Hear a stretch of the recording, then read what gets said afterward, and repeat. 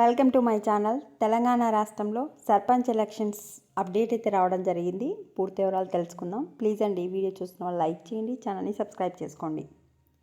స్థానిక పౌరు ప్రక్రియ వేగవంతం. తెలంగాణ రాష్ట్రంలో సర్పంచ్ల యొక్క పదవి కాలం 2024 జనవరి 31తో ముగించింది. అప్పటి నుంచి ప్రత్యేకాధికారుల పాలననే కొనసాగుతుంది. అంటే సంవత్సరం అయితే కంప్లీట్ అయిపోయింది. దాదాపు 6 నెలల నుంచి తెలంగాణలోని రాష్ట్ర ప్రజలు సర్పంచ్ ఎలక్షన్ల గురించి అయితే వెయిట్ చేస్తున్నారు. సో ఈ సర్పంచ్ ఎలక్షన్స్ ఎప్పుడు ఉండే అవకాశం ఉంది అంటే,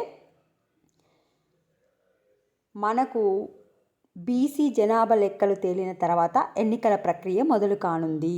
ఫిబ్రవరి 2వ వారంలో ఎన్నికలు ఉండవచ్చని భావిస్తున్నారు.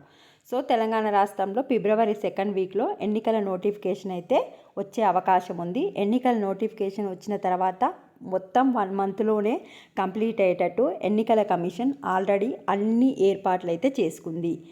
ఎన్నికల కమిషన్ ఫైనల్ ఓటర్ జాబితా రిలీజ్ చేసింది. పోలింగ్ కేంద్రాలు, బ్యాలెట్ ప్యాక్స్లు సిద్ధం చేసుకుంది.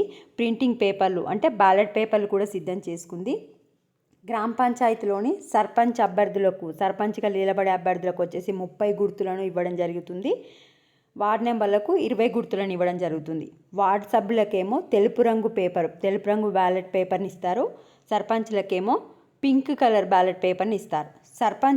సర్పంచ్ల ఎన్నికల గుర్తుల్లో ఏంటివంటే, సర్పంచులు నిలబడే అభ్యర్థులకు వచ్చే గుర్తులు ఉంగరం, కత్తెర, football bat, batsmen, stamp, ladies purse, TV remote, ఈ విధంగా మొత్తం 30 గుర్తులు అయితే వాళ్లకు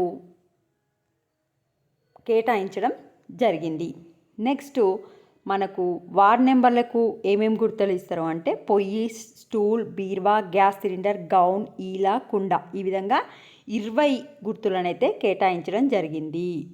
నెక్స్ట్ పోలింగ్ కేంద్రాలను చూసుకుంటే 650 మందికి ఒక రూము, ఒక పోలింగ్ కేంద్రం ఏర్పాటు చేశారు. 650 మంది కంటే ఎక్కువ ఉంటే 2 పోలింగ్ కేంద్రాలు అయితే ఏర్పాటు చేయడం జరుగుతుంది. సో ఓన్లీ నోటిఫికేషన్ రావడమే ఆలస్యం. ఎన్నికల కమిషన్ పూర్తి ఏర్పాట్లు అయితే చేసుకుంది. మనకు నోటిఫికేషన్ వచ్చిన నెల రోజులు అంటే ఫిబ్రవరి 2nd వీక్లో వస్తే మార్చి 2nd వీక్ వరకు మొత్తం తెలంగాణ రాష్ట్రంలో ఎలక్షన్స్ కంప్లీట్ అయ్యే విధంగా ఏర్పాట్లు అయితే చేసుకుంది.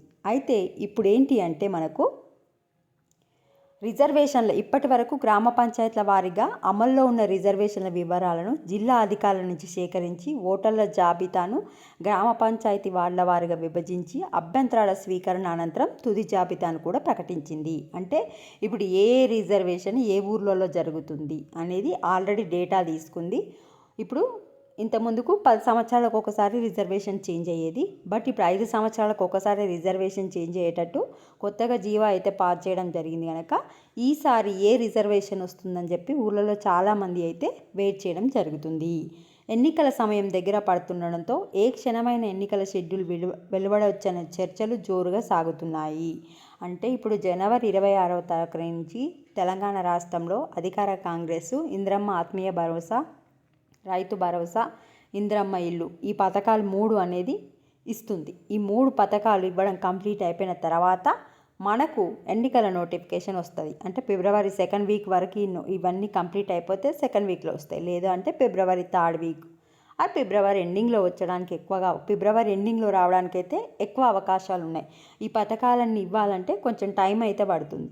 మళ్ళీ ఎన్నికల నోటిఫికేషన్ వస్తే ఎలక్షన్ కోడ్ ఉంటుంది కనుక ఇవి ఇవ్వడానికి అవకాశం ఉండదు. కనుక ఫస్ట్ ఇవన్నీ కంప్లీట్ అయిపోయిన తర్వాతనే ఎలక్షన్ నోటిఫికేషన్ వస్తుంది. గవర్నమెంట్ అధికారులు ఏం భావిస్తున్నారు, ఫిబ్రవరి 2nd వీక్ అని భావిస్తున్నారు. బట్ ఫిబ్రవరి లాస్ట్ వీక్ వరకు తప్పకుండా తెలంగాణ రాష్ట్రంలో మనకైతే సర్పంచ్ ఎలక్షన్ నోటిఫికేషన్ వస్తుంది.